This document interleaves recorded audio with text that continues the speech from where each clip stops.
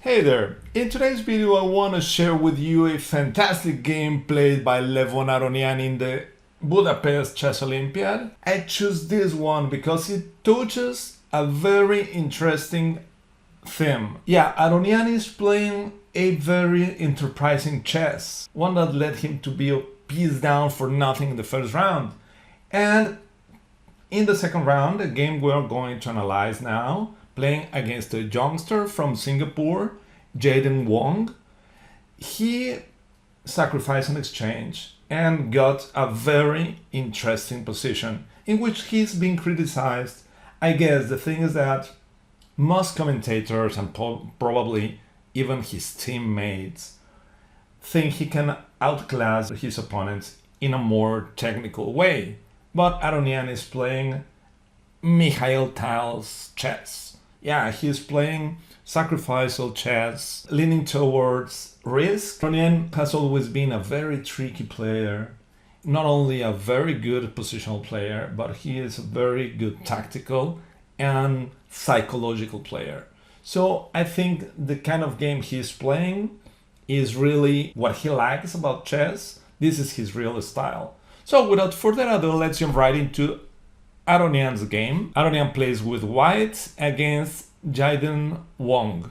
This is the second round of the Chess Olympiad in Budapest. e4, c5, the Sicilian defense, knight f3, e6, and d4.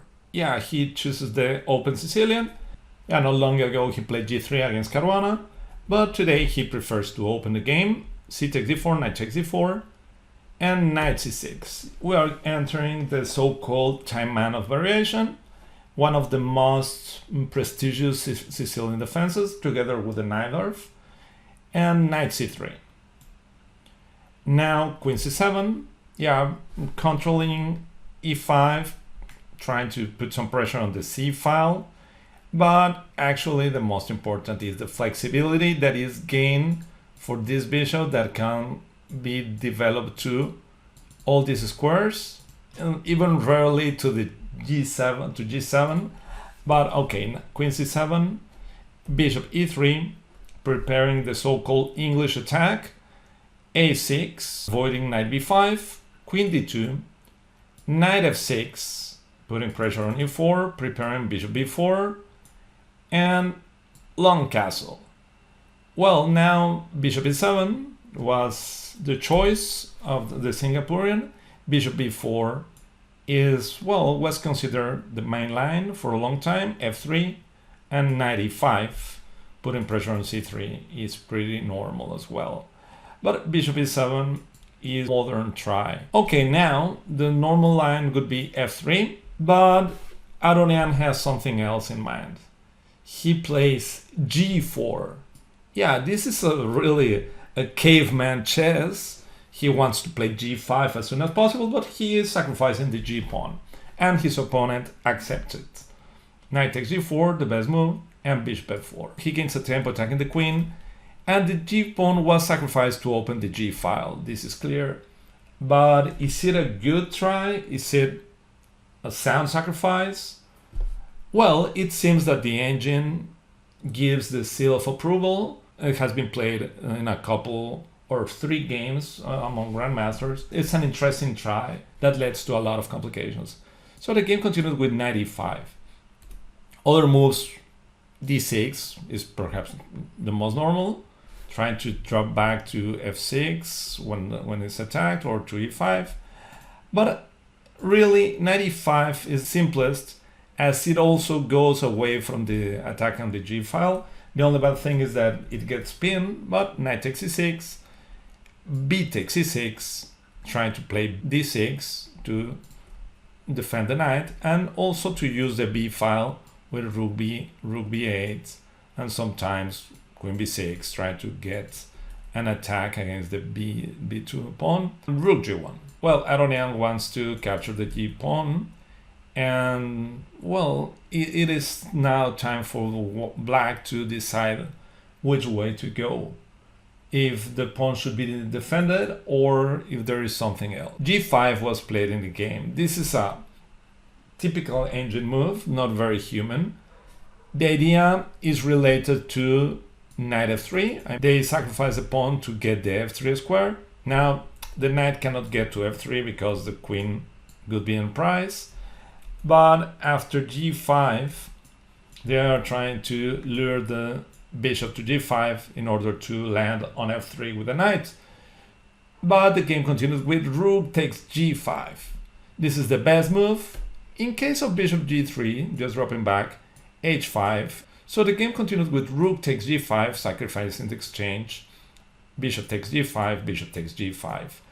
And well, this bishop is super strong and black's king is weak, as it's not easy to get a safe shelter. Castling will be simply losing to bishop f6 and queen h6. So for that reason, playing knight f3, simplifying the position, is the most normal move. Queen e3, knight takes g5, queen takes g5. And well, white is about to play e5 and knight e4. For instance, rook b8 looks normal, but e5 gains dark squares for white's knight, and the knight is becoming a monster. And well, I think this is absolutely winning for white, even being an exchange down. For that reason, playing d6 is the most normal. Now white cannot play e5. Is there enough compensation for the exchange? Is this an speculative sacrifice or a correct one? Well, it's hard to say. Without using the engine, it's hard to say, but we can understand that black's king being in the center and having no immediate way of improving will give white plenty of attacking ideas and on a good initiative as well. But on the other hand, if white's initiative is not able to get anything concrete, in the long term, black is going to be better. So this is a pretty interesting position. Now f4, trying to regain control of e5, and sometimes to push the f pawn to open black's king. Both very logical ideas. And the game continues with queen e7. And now there's a very tough decision to be taken here. Where to put the queen? Where shall the queen go? Of course, white cannot trade queens. Trading queens will be equal to resign. Being an exchange down in the ending is something that cannot be played. But Aronian played queen g1. The queen is ready to come to d4 or to b6, but there's a little downside with queen g1. Aronian should have played queen g7 with the intention of meeting rook f8 with queen g1. Yeah, now the king won't be able to castle in the king side any longer, not even having f8. That is a very useful square. So playing queen g7 would have been an interesting idea. Well, the game continued with queen g1 and king f8. It seems that bishop b7 was really good, trying to play c5 and especially trying to meet queen b6 with short castle. Yeah, what I just said before. Now it's not so easy to attack the black king. And yeah, that would have been a really annoying response, and I don't know. It is tough for white to prove some compensation now. Well, the game continued with king f8, simply completely normal. The good thing is that the king is safe on f8, but the bad thing, the downside, is that the rooks are not connected. But king f8 also helps rook g8, so it seems pretty normal. Now e5, Aronian wants to place the knight on e4, and for that reason d5 is an obvious move. But his opponent preferred to play rook g8 first. This one is an inaccurate move and helps white's queen to get to b6, earning a tempo by attacking c6. But d5 was in the agenda anyway, as c6 is not such an important pawn. Yeah, I mean, if white captures c6, rook b8, trying to play queen b4, attacking b2, attacking f4, or even bishop b7 and try to develop an initiative on the c file. Also looks like a good idea. So d5 seems to be a very good move, but it is not. Now white to play and get some interesting attacking ideas. If you want, you can pause the video and try to find Aronian's move. Well, he played knight e4, very strong move. Yeah, he's taking advantage of the fact that d takes e4 cannot be played because of rook d8, king g7, and now the queen drops back to g1 and the rook on g8 is lost, and I mean this is absolutely winning for white. So knight e4 is bringing the knight to f6 or to d6. The game continues with rook g6, and well, Aronian must made a very tough decision where to put the knight. Both d6 or f6 seem really nice. Which one is your take? What would you play? Well, he played knight d6. It seems completely logical. The knight from d6 attacks f7, supports f5, and it's almost impossible to trade. But it turns out that knight f6 would have been better. Yeah, the idea is simply to take on h7 and to dominate black's pieces, bringing the bishop to d3. And the good thing about it is that rook takes f6, e takes f6, queen takes f6 is not such a great idea as queen c5. I mean, now it's really tough. Bringing the king to g7 seems really dangerous as bishop d3 and rook g1 is going to be checkmate. So queen c5, queen e7, and queen takes c6, followed by rook b8, queen c3, is really difficult for black's king to survive. Or, I mean, it's not a checkmate, but white's position is really easier to play. So knight f6 could have been a really strong move. The idea also is to answer king g7 with bishop d3. And again, we're trying to recover the exchange, and this knight on f6 is a complete monster and is pretty close from the king. Okay, so the game continues with knight d6. The game continues with bishop d7, defending c6, bishop d3, rook g2. Well, the king is ready to come to g7, the rook is active, and now it's really difficult for white. I don't know, it's not so easy. What can white do? Trying to attack the king is the most normal, but how? How can we bring pieces to help this fantastic knight? The rook is not able to come so far.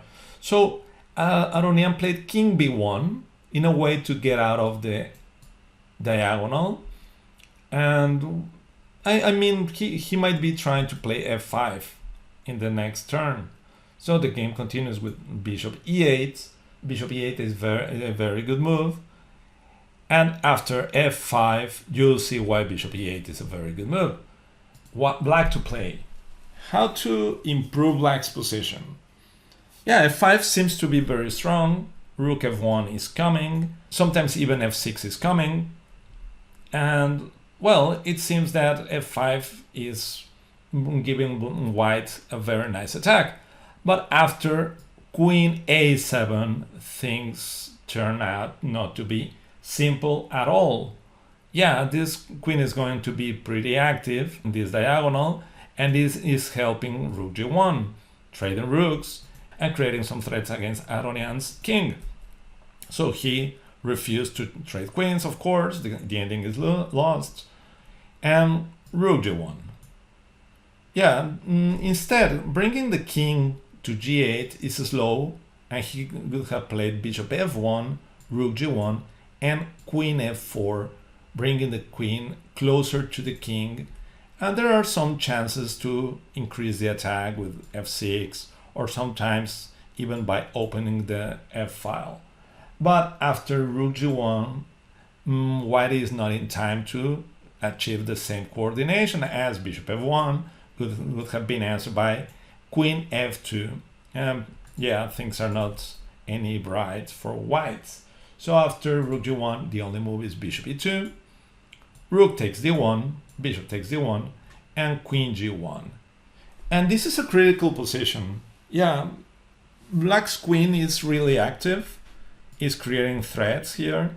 Sometimes will be creating threats against the e-pawn. And it's really difficult to play as white. Here, I guess Aronian's teammates were in despair, thinking that he was going to lose.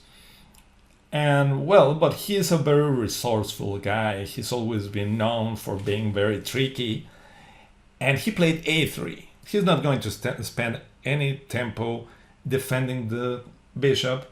And he's happy to bring the queen to d1, king a2. And now he's got access to f4 or h4, from where the king will be, well, under attack. Also, knight e4, knight f6 might be an idea. And black is in some sort of, well, it's not easy to react to white's attack. Even when black is up a rook, the rook is not playing any special role, and the knight is pretty active, and there is an interesting play in dark squares. So the game continued with e takes f5, knight takes f5, and king g8. It seems that everything is under control as the queen guards g4, so queen g4 is not possible. But Aronian brings the queen to e7, trying to bring it to g5, and things are getting complicated now. As well, how to avoid queen g5? The first try would be queen g4, but this one loses right away to knight h6, forking the royal fork, forking the king and the queen. And the other try would be queen g1, but this one loses in a very instructive way. I suggest you to pause the video and find the way to win with whites. Yeah, actually the way to win is knight h6, forces king g7, king h8 loses right away to queen f8, king g7, queen f6, king f8, and e6, threatening mate in one with the e7. And of course the bishop cannot move because of queen takes f7, checkmate. And how to avoid e7? Okay, bringing the rook sounds an easy one, but then after e7, the king won't have this square any longer. Rook takes e7, and checkmate into queen h8, queen g8, queen takes g8, checkmate. So as you can see, after queen e7, black's position seems to be collapsing, but Wang found h6 the only move. Yeah, h5 is not working, of course, because of queen g5. So h6 looks like a very accurate move, and is actually the only way to stop white's threats. So knight takes h6. There are several ways to keep attacking, and according to the engine, this is equality, but you'll see how difficult for black it is. King h7 and queen h4. Yeah, threatening some sort of discovery check with knight g4, knight f5, and then creating play in dark squares to create a mating net. And here's the critical position of the game, and black to play, and there's only one idea to save black's king. I mean, to save black. And well, the game continued with king g6. That actually is not the right one. And I'll come back to this position after showing you how the game ended. Aronian played queen f6, king h5, in case of king h7, of course, knight f5, and that's it.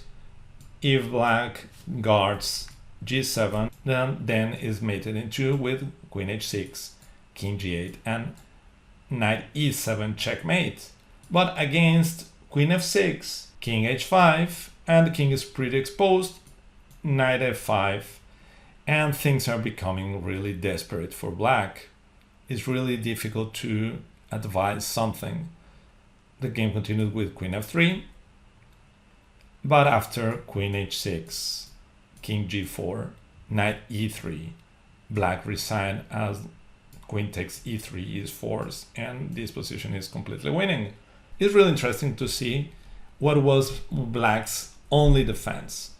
The only way to defend against knight g4 or knight f5 is to play f6 or f5. Both are okay, both are enough. The idea is simply to bring the queen to h5. Well, after knight g4 blocking the queen, king g8, and well, even when the knight and the queen and the knight are pretty close and are attacking, they won't manage to deliver checkmate, and the rook is coming, so the game ends in a draw after check, and that's it. There is nothing they can do. So after f5, knight f7, king g8, things weren't different at all, and well, white has to check and check after king h7 again. So the idea is to play queen h5. It is a really difficult idea to spot, especially when you are being under pressure for a long period of the game and you have only 1 minute left in the clock. It was a really interesting sacrificial game, a speculative sacrifice, but it actually turns out that g4 is home preparation. It has been played, but it is a risky preparation, and it is a little nerve-wracking for his teammates, perhaps. They have complete confidence in Aronian. He's a great player, but so far the Olympiad has been playing a very shaky game, putting the nerves of his colleagues to the test.